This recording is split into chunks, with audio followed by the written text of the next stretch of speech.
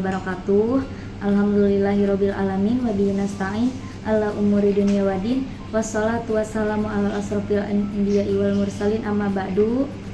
Sebelumnya perkenalkan, nama saya Humaira Alawiyah dengan nomor NIM 010122011054 dari kelas D kuantitatif semester 6 Prodi Pendidikan Agama Islam. Dibuatnya video ini untuk memenuhi salah satu tugas mata kuliah Sosiologi Pendidikan dosen pengampu Bapak Sri Muldrianto MPD. Di sini saya akan membahas tentang teori Georgi Humans. Saya ingin berbagi sedikit pemikiran tentang salah satu teori sosiologi yang menurut saya sangat relevan dengan apa yang sering kita saksikan dan alami di sekitar kita, terutama di Purwakarta yang kita cintai. Teori yang akan saya bahas adalah teori pertukaran sosial atau social exchange theory. Mungkin sebagian dari kita pernah mendengar teori ini, atau mungkin juga belum. Secara sederhana, teori pertukaran sosial ini melihat interaksi antar individu sebagai sebuah proses pertukaran sumber daya. Sumber daya ini bisa berupa banyak hal, tidak hanya uang atau barang, tapi juga kasih sayang, dukungan emosional, informasi, status, bahkan waktu dan tenaga.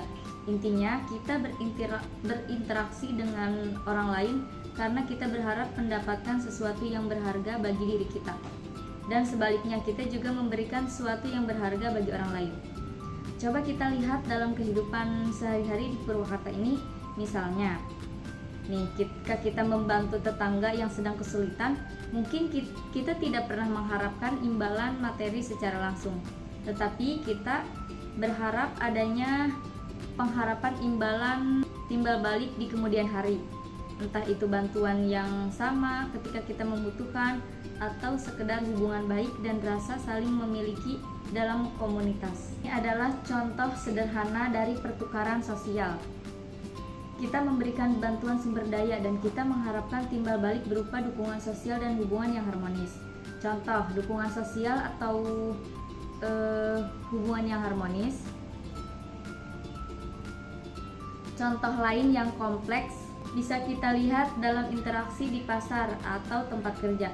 Seseorang pedagang memberikan barang dagangannya atau sumber daya kepada pembeli, dan pembeli memberikan uang sumber daya sebagai imbalannya.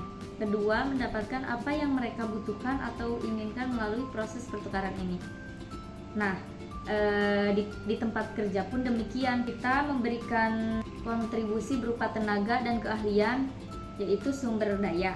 Bagian imbalannya kita mendapatkan gaji, pengakuan atau kesempatan untuk berkembang. Nah, bahkan dalam lingkup yang lebih personal seperti hubungan pertemanan atau percintaan, teori ini juga berlaku. Kita berteman dengan seseorang karena kita merasa nyaman, mendapatkan dukungan, atau memiliki kesamaan minat. Nah, itu sebagian dari sumber daya. Kita juga memberikan hal yang sama kepada teman kita. Begitu juga dalam hubungan romantis. Ada pertukaran kasih sayang dan perhatian, jadi balance ya. Dukungan dan berbagai sumber daya emosional lainnya.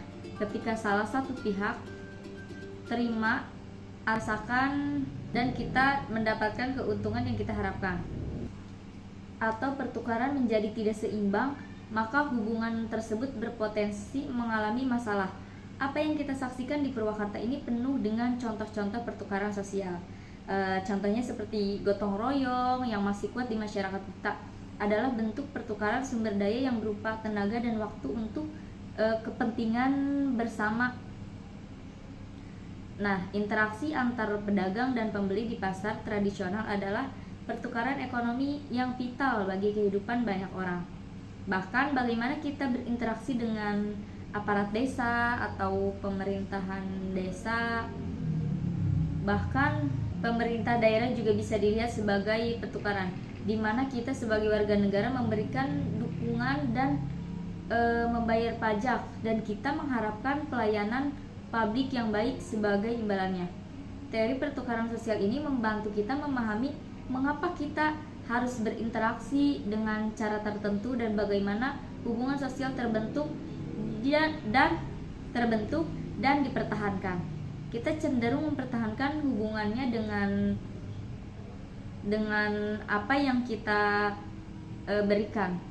Sebaliknya, kita cenderung menghindari atau mengakhiri hubungan yang telah kita rasakan dan kita mendapatkan keuntungan yang kita harapkan. Teori pertukaran sosial ini membantu kita memahami mengapa kita terbentuk dipertahankan. Kita cenderung mempertahankan hubungan di mana kita merasa mendapatkan keuntungan atau imbalan yang sepadan dengan apa yang kita berikan.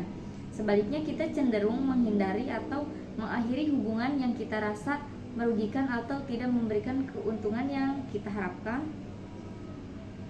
Tentu saja teori ini bukan tanpa kritik. Ada yang berpendapat bahwa teori ini terlalu rasional dan kurang memperhatikan aspek-aspek emosional atau nilai-nilai luhur dalam interaksi sosial. Namun, sebagai kerangka analisis, teori pertukaran sosial tetap relevan untuk memahami banyak dinamika sosial yang terjadi di sekitar kita, termasuk ini di Purwakarta ini. Nah, semoga sedikit pemaparan yang bisa memberikan kita perspektif baru dalam melihat interaksi sosial yang kita alami sehari-hari. Mari kita renungkan pertukaran itu dengan adil dan saling menguntungkan. Dengan memahami dinamika ini, kita harus bisa membangun hubungan sosial yang lebih sehat dan harmonis di lingkungan kita. Terima kasih atas perhatiannya. Mungkin dicukupkan sekian pemaparan teori sosiologi dari saya. Bila ada kurangnya, bila banyak kekurangan, mohon dimaafkan. Wassalamualaikum warahmatullahi wabarakatuh.